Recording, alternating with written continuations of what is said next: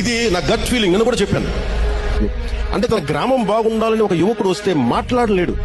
నీ భావం ఏంటి చెప్పంటే కష్టం పెద్ద పొడి పొడి ముక్కలతో మాట్లాడేవాడు ఈ రోజు కూర్చొని అనర్గళంగా మాట్లాడుతుంటే నాకు రాదు. నేను జనసేన క్రియేట్ చేసిన అంటావు. Political leadership is not an easy task అని చెప్పడానికి నేను దశాబ్దం పట్టి మీకు నడిచి చూపించాను. ఇప్పుడు నేను మిమ్మల్ని అడుగుతున్నాను, you want to become leaders, మీకు నాయకులు కావాలని ఉందా?